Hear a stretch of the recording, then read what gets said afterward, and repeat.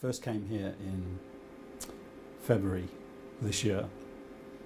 I've been a patient within the NHS since the mid-90s, and my diagnosis is adult vitelliform macular dystrophy, which is genetic.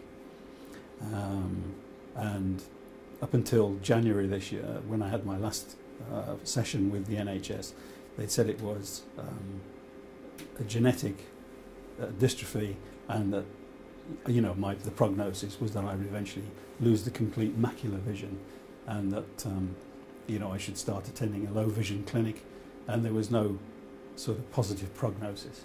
We changed my lifestyle 2 years ago.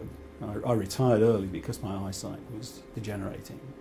We lived in the Brecon Beacons, and we moved to a village in the West Midlands where my wife was born. And my next door neighbour was having some treatment here at the London Eye Hospital, and kept saying to me, "You should come and see this guy." And I said, "Well, I'm in the NHS. I'm going to their premier eye hospital, and they're telling me there's nothing going on." So I'm going, "Thank you, Brian." But so eventually he said, "Look, just do it." So I did, and I saw Alpa first, our optometrist, and she said, "Wow, this looks good. This is perfect for this kind of treatment." And I hadn't allowed myself at that point to think positively, to think of a positive outcome. So when I saw Bobby Qureshi and he said, "Do you have any questions?" I sort of sat there going, "No." So I finished up. It took a few days for that. For the positive prognosis to sink in. So we all sat down as a family and sort of, because it's genetic, it's a 50-50 chance that this goes to my kids. And I got 3 kids. And so everybody's interested. So we sat down and wrote a load of questions, emailed them, and got some very positive answers. And this booked the operations pretty well straight away. I did a lot of research on the internet. I actually watched this procedure on YouTube, carried out by an Italian surgeon. I got in touch with NICE, the National Institute of Clinical Health Excellence. They wrote a paper on this, the implant procedure, about 6 years ago.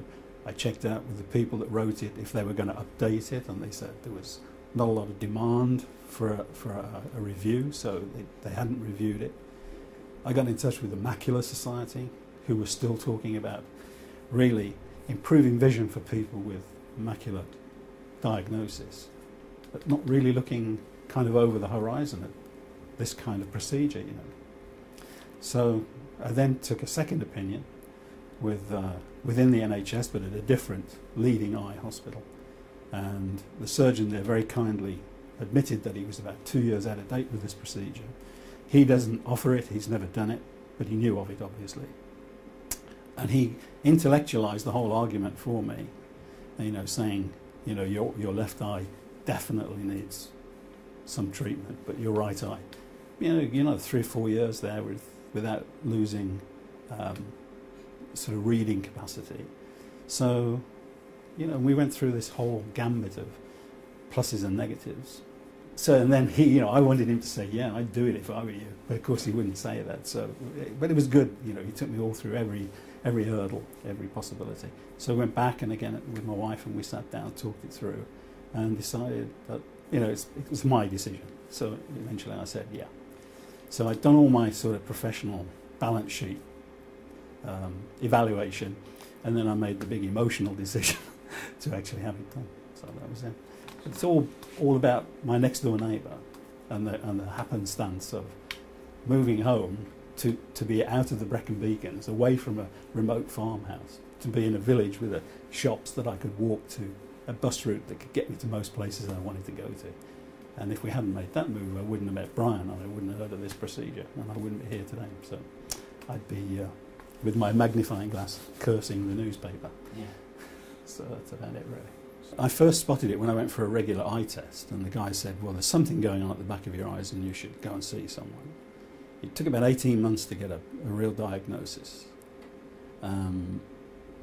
My local GP scared me to death and said I'd had a retinal thrombosis, and I was general manager of a European division of a large American corporation at that time, and he sort of said, if that's stressful, then you've got to give it up tomorrow, you know. So it was a massive life-changing threat that turned out not to be a retinal thrombosis. So the care I was receiving was really analysis of what was going on in my eyes, and to actually confirm that it was, you know, a family-related issue. We actually tracked down a couple of members of my family who also had this macular degeneration. And I have a 92-year-old aunt who's, you know, who I go and see, and we swap stories now about this, and she's kind of thinking, I wish I could have had that done, you know, I think. My sister has 4 daughters, so they're all in this family spread, you know, and so every one of them are having eye tests, and they mention, you know, we need a particular check on in the macular area. And I think one of the reasons that I'm very happy to promote this really is for my kids, you know, and for their kids. So it's, you know, the more people that have this procedure carried out, the better. And the noisier people like me are about its availability, the better in the long run for so many people, because this is a mystery. You know, this is almost a mysterious thing that's taking place. It needs to be, you know, put in the general, in the eye of the public, really. You know, I'm a fly fisherman and I can't see the fly. You know, I'm a clay pigeon shooter and I can't see the clay pigeon till it's too late. You know, all those things. You know, my wife doesn't want to be my carer. You know, it's that sort of thing. It's the whole independence. You know, I have a lot of interests. My wife has a lot of interests. A lot of them merge, but you know, we also do things on our own. And being able to do that is really very, very important. You know? And that whole lifestyle thing. You know, we're very happy. We've moved to a lovely village in the West Midlands, and that's turned out well for us. But I could still be living in a fabulous stone farmhouse in the middle of the Brecon Beacons if I'd known about this before we moved. So yeah, massively important. Yeah, it impacts on your whole lifestyle, you know, and relationships with people. You know, it's important.